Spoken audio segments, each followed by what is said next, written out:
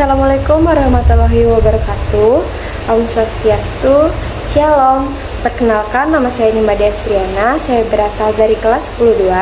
Di sini saya akan menjelaskan mengenai lembaga keuangan bukan bank di Indonesia. Di sini saya akan menjelaskan pengertian, fungsi, jenis, dan contohnya. Yuk langsung aja kita masuk. Menurut materi yang saya dapatkan, lembaga keuangan bukan bank LKBB di Indonesia menjelma sebagai institusi keuangan yang berperan penting dalam mendukung perekonomian negara. LKBB berperan krusial dalam layanan keuangan dan perkembangan infrastruktur, di mana LKBB turut membentuk lanskap keuangan Indonesia dan mendorong pertumbuhan ekonomi secara menyeluruh. Eksplorasi peran krusial LKBB dalam layanan keuangan akan diungkap secara mendalam dalam sesi kali ini, serta cara mengenai bagaimana cara berkontribusi dalam mendukung pembangunan infrastruktur dan pertumbuhan ekonomi secara menyeluruh. Simak penjelasan berikut ini ya. Baik, kita masuk ke penjelasan yang pertama, yaitu pengertian lembaga keuangan bukan bank. Lembaga keuangan bukan bank LKBB merupakan entitas keuangan yang beroperasi di luar sektor perbankan konvensional. Secara umum, LKBB adalah institusi yang menyediakan beragam layanan keuangan namun tidak memiliki izin sebagai bank komersial. Dalam lingkupnya, LKBB mencakup berbagai institusi seperti perusahaan pembiayaan, perusahaan asuransi, perusahaan modal ventural, lembaga pegadaian, dan entitas keuangan lainnya. LKBB berperan krusial dalam mendukung perkembangan ekonomi dengan cara memberikan akses keuangan yang lebih luas kepada masyarakat melalui beragam layanannya. Mereka mampu mendukung pembangunan ekonomi yang berkelanjutan dan membantu meningkatkan akses terhadap pembiayaan bagi berbagai segmen masyarakat. Dalam konteks Indonesia, LKBB juga telah membuktikan keberadaannya sebagai pilar penting dalam menyokong perkembangan ekonomi negara. Misalnya, perusahaan pembiayaan telah berperan dalam mendukung pembelian kendaraan bermotor atau peralatan bisnis bagi masyarakat dan pelaku usaha.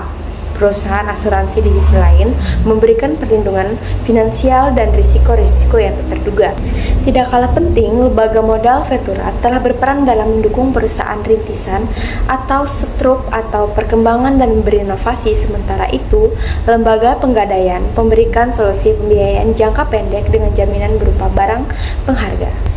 Secara keseluruhan, lembaga keuangan bukan bank LKBB berperan sebagai pilar penopang yang menyokong kelancaran ekonomi dengan menyediakan beragam layanan keuangan yang inovatif dan mendukung berbagai sektor ekonomi serta kebutuhan masyarakat secara keseluruhan.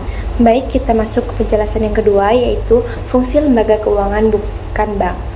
Lembaga keuangan bukan bank, LKBB memiliki beragam fungsi penting dalam perekonomian dan sistem keuangan. Berikut adalah fungsi utama yang dimiliki oleh LKBB. Yang pertama ada penyediaan layanan keuangan.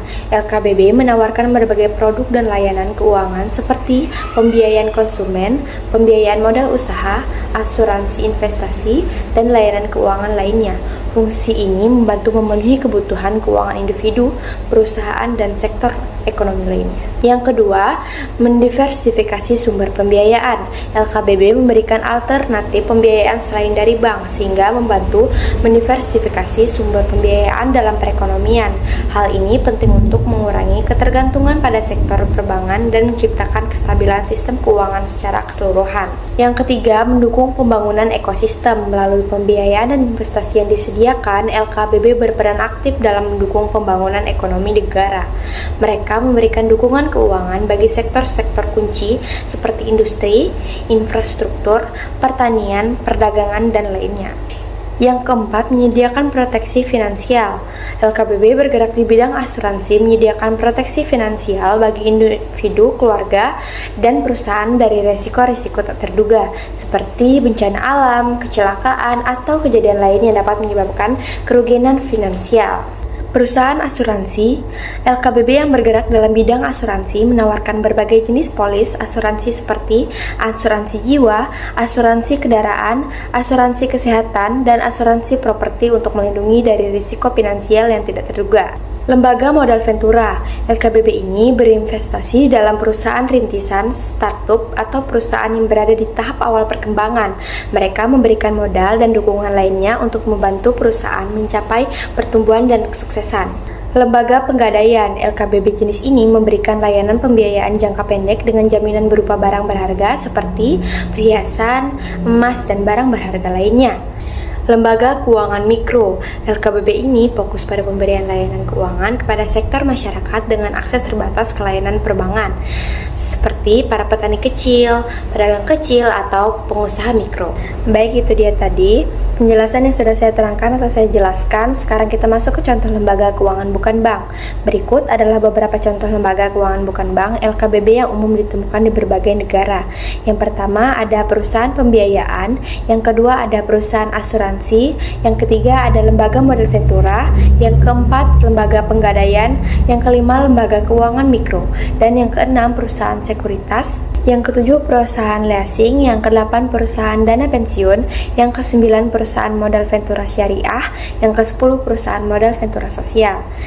Contoh-contoh di atas mewakili beberapa LKBB terkenal dan terkemuka di tingkat global. Setiap negara mungkin memiliki LKBB lokal yang berbeda dan dapat berkembang seiring dengan perkembangan industri keuangan dan masing-masing negara. Bagaimana pengalaman Ibu menggunakan aplikasi Brimo? Pengalaman saya menggunakan aplikasi Brimo adalah sangat mempermudah sekali dalam proses proses transaksi keuangan, yaitu baik menggunakan fitur-fitur yang terbaru di dalam aplikasi HP, yaitu misalnya dalam bertransaksi menggunakan aplikasi Brimo yang terbaru, yaitu kita bisa mengirim melalui giro ataupun tabungan yang ada dalam aplikasi HP kita. Pokoknya menggunakan aplikasi Brimo itu sangat mempermudah sekali untuk kita nasabah, baik itu non nasabah ataupun masyarakat luas. Itu aja kemudahannya ataupun pengalamannya. Bagaimana cara Ibu menggunakan aplikasi Brimo?